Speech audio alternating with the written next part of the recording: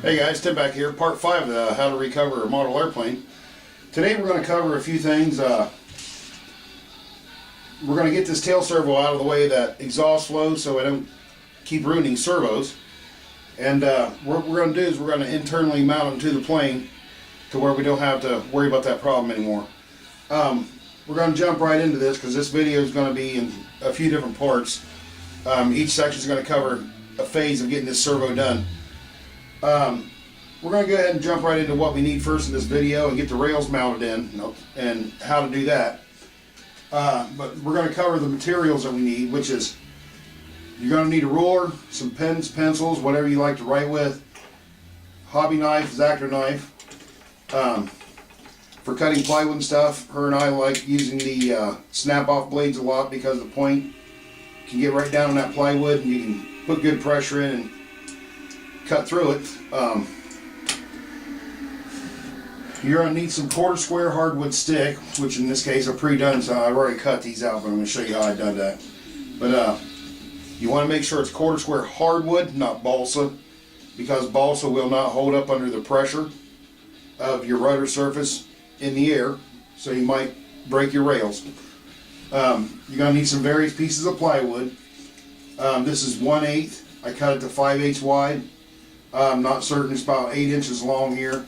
That's going to be the cross rails that go on top of these rails for mounting the servo.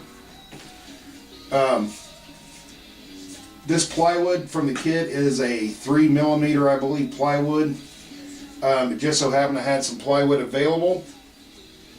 The kit I got done building the Hobby King Cloud Dancer video I've done. These are the pop-outs when you buy the kit that's, lasered out, from the fuse side and stuff like that. I never throw this stuff away. It is always a useful piece of wood.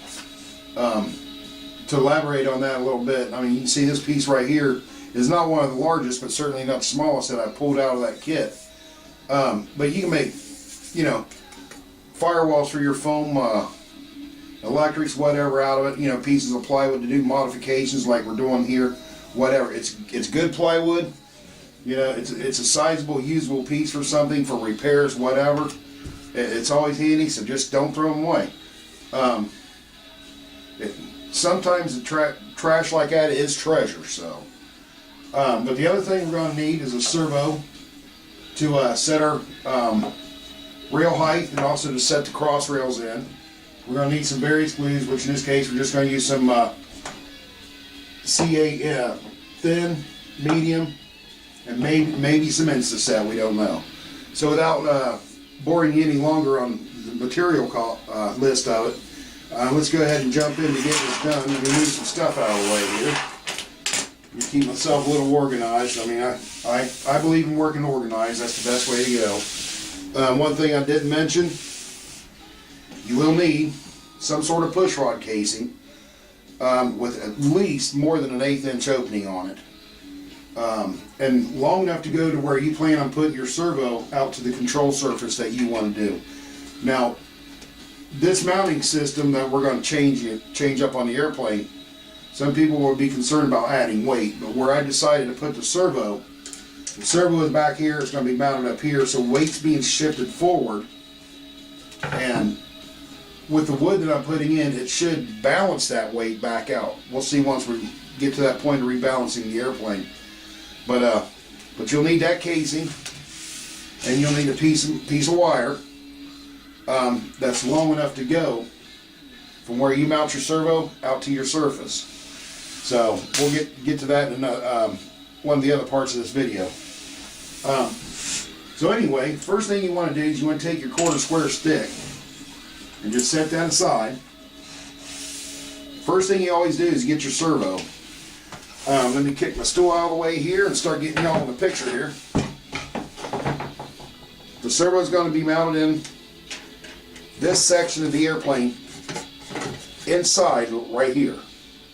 Completely out of oil, to where it won't get devastated anymore. But what you want is the servo in high enough to where your mount, your control arm, and your connector, whatever on top, is not going to extend below this bottom. So I figured up about that high, and what I did, I just go by sight, and that's what I did here. So that's the first thing you do. The second thing you want to do is you want to get it level with the flying plane of the airplane. Flying plane being, if you set this down and measure off the bench from here to here, this first line, it's a 1.5, I believe, and then this one ended up being 1.25 to the bottom line. Well, the reason is, this plane is now sitting on a tilt. If you put a level on this elevator, it's actually tilted up. You just got to imagine that plane up in the flying area, and now your stick will be level. So that's the reason for that. You just want to try to keep it level with whatever you're trying to mount that servo to. The reason for the 2 sets of lines, the bottom is where I want the servo. The second line is allowing the stick to be placed with the addition of this plate that goes across here to mount your servos to. And you'll see why that is in a moment. So the first thing we're going to do is we're going to take this. You always take your stick that you're going to make your rails out of. Now you can just measure and cut. What I do is I'll insert that stick inside like this, and I roughly get an estimate of how much stick is inside here. I cut the stick to the same length outside here, and I just cut those 2 sticks. But to glue them in is a very simple process. You got your line up to where your servo plate is actually going to be, or your cross rails, and then you have the top line to where that's where you want to glue your stick. And just to glue that in is just a matter of just a couple dots of CA. And make sure now, when you glue these in, you glue it to the upper part of your line. I allow for the plate to be below. You want to make sure the stick is above. If that stick is below the line here, then you're actually taking back away that thickness for your servo plates or your mounting rails, whatever you have. So what we're going to do is we're going to line it up here. We're going to hold that. We're going to get it lined up there. And we're just going to firmly hold those 2 in place for a moment, making sure that glue is getting up into that wood. Now I use the medium CA on this because it has a better bonding time with a little bit of working time. And after about a good 10 seconds, that's on there good enough to where it's going to stay. Now if it doesn't want to stick, then you might want to just put a little drop right here. And the same on the other side, on the inside of that frame, not outside. And then get your Insta-Set. Now it doesn't take a lot of this. I mean, just even a breath of this stuff is enough to cure something up. I got a friend, he thinks on a drop of CA you got to pump that bottle about 10 times. And that right there should be enough to hold it. Now don't worry about that kicker damaging your wood. It'll evaporate out, it won't hurt anything. Just that quick, we have a reel inside right here. And now you just want to repeat that process on the other side. Just go ahead and get you a dot of CA on each side. Make sure you have enough. Don't go too shy in your glue, but you don't want to just really squeeze the heck out of that bottle. And then we're going to do the same thing. That second line, we go above it. Make sure it's shoved all the way up to that bulkhead. And then we're going to come up here. I'll reach inside of here, position it with my finger. So I can get my finger to cooperate there, and we're going to hold that in place.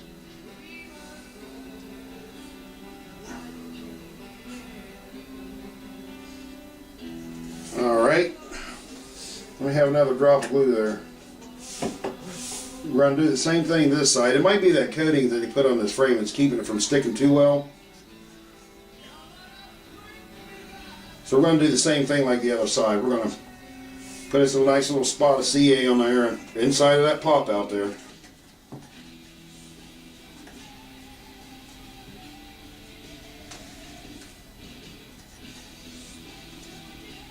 And that one actually glued into the wrong spot. Sometimes this can get a little tricky. I don't like using Insta-Set too much if I don't have to, because I would prefer the glue to soak into the wood. But sometimes things are unavoidable. And as you can see, this side here is being pretty difficult to get set up. So we're just going to move that thing up here. Get my finger in there. One of the problems I'm having is I lost a lot of feeling in my right hand, and it's just making this process a little more difficult. Now that we got that mounted up in there and moving around, it keeps moving on me. Hold on. Let me see if I can get my other half up here to lend a hand.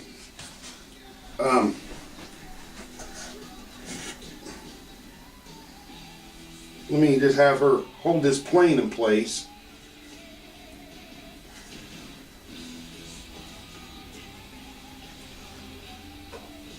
This one here, this side here is really giving me a little bit of a headache, so we're going to put a drop here. Again, because the glue keeps getting spread out. We're going to go ahead and give that a shot, making sure that's in the spot we need. Sometimes you have to pre-treat it and then put your glue down. It'll still set up. There we go. Now that that's in place, we go ahead and give this another little taste here, just to make sure.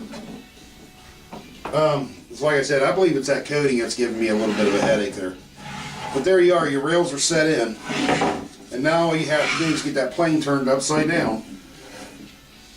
And you want to make sure your servo is in an area where you can get it in and out with ease, which in this case it is. To set it up, it doesn't matter which side you go to. It doesn't matter if you have the servo turned this way or that way, so that just doesn't make a difference. Now we want to grab our first plate here, and we just want to make this just as wide as the inside of that. I want to go inside that bulkhead a little bit. So I want to grab my pencil here, make me a mark at the wide point, just like that. Let's get that drawn out here. Now this will be the front rail. Now one other way you can cut these without having to use a knife on that, something little like this. I found this at Dollar Store, a little hacksaw for wood. And it's been one of my favorite tools, especially for things like this where it's difficult to cut. So you just want to cut that at your mark.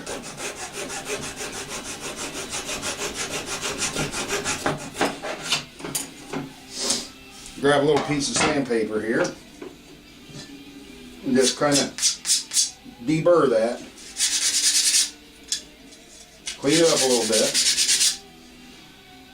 Now that that's out of the way, you just want to take this plate here. Now it doesn't matter which way you put it in, it's no difference. This is just for the servo to screw into.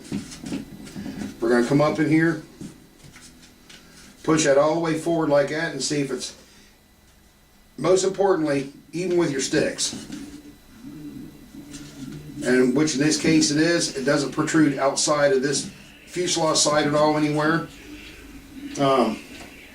One of my favorite things is I'll mark where I want it, and then I'll just reach in there with the glue bottle, and I'll just put me a little bead of glue here, put me a little bead of glue here. Again, you don't want too much, but you don't want too little either. And then we're just going to take this plate, we're going to set it in there, and before you put pressure on it, center it up the way you want if it's too short. And then just hold that down for a moment. Now just that quick, I said we'd probably get this in video 2, but here it is in video 1 because it's going quick enough. But so far that's where you're sitting at. Grab your servo again. Drop the wires down through anywhere, it doesn't matter at this point. You don't need to drill any holes to hold your servo or anything. I'll reach in here with my finger, hold that servo in place just like that. I'm just holding on to the mounting screws. And I'm positioning my servo over to where I would like it in the airplane. Now the one thing you got to pay attention to is you want that servo in a position where this arm doesn't contact the outside either. So I'm actually going to move this off to the elevator side mounting hole. I'm going to off-center just a little bit to this side where the elevator is. That way it allows my arm to come out to the rudder side without causing any contact with the outside of the airplane. Now I can go over just a little bit more towards the rudder side, which is okay. But as long as I have it where I want, it's fine. You know, as long as you don't get that servo, you know, hit the side of that plane. That's the biggest thing. And I'm just going to put a little mark on this side of the servo so I know I want it later. Now I'm just going to reach in here with my second servo rail. I'm going to push it up against that servo. Now, this is where you got to be a little careful. I push it up against here, and what I'll do is I'll back it off. Just a fuzz. Like that. I mean, just barely back it off of there. And I'll come in here. I'll make sure it's good and square.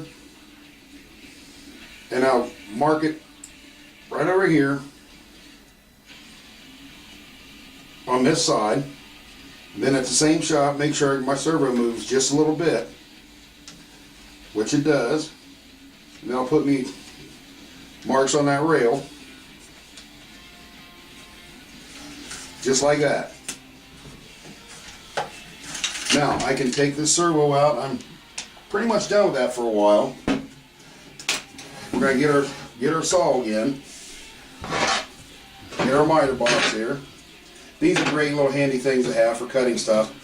Now this piece here does not have to be perfectly in line with the angle of the fuselage here. It's going to be inside. So if you mark it to a point to where it's not going to protrude out, it's all fine. So there's that. I'm going to set that aside. Scroll back up.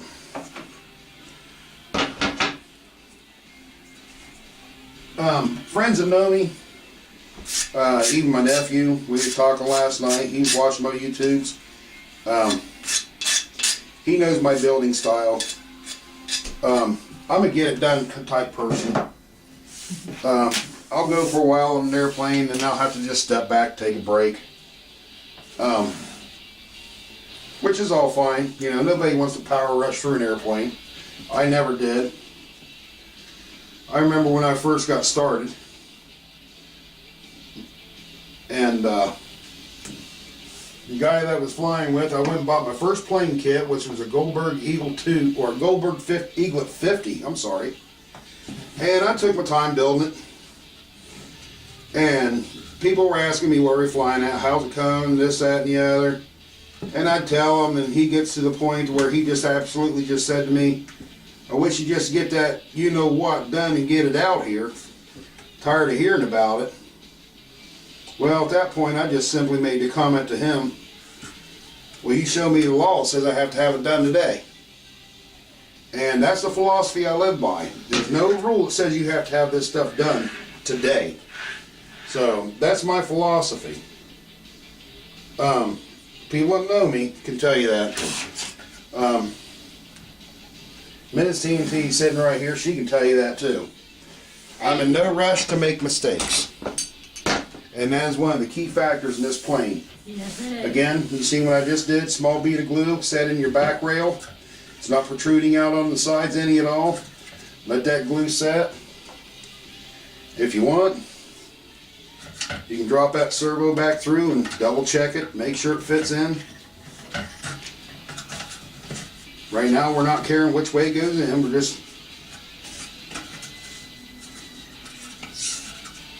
we're just checking to see if that servo fits down the side of the mounting plate, and as you see, it just pops right in there. And very little slop back and forth. Very little. I mean, what you hear me is actually lifting the back of the servo up and down. But right there's where you want. Now at this point, if you wish to, It's not necessary. You can go ahead and drill your holes for your servo screws, but I like to do that last until I get everything finally set in and know where I want that servo mounted at, and then I'll drill my screws out. But there you go. That's the first part of getting this tail servo moved. Next part we're going to cover, we're going to go ahead and build this hatch in here. Let me set some of the wood off to the side here. Let's go back to this wood. One thing I didn't mention, I did notice a thing I'm going to change with this plane. This is the elevator side of this airplane, and I don't know why, but I'll cover that in the next video. But next video we're going to explain what I want to do with this elevator servo, and we're going to make the hatch that'll sit inside of this pop out and cover that servo in. So until next time, this is Tim, TNT RCS1 and Miss TNT RCS1. Have a good one, guys.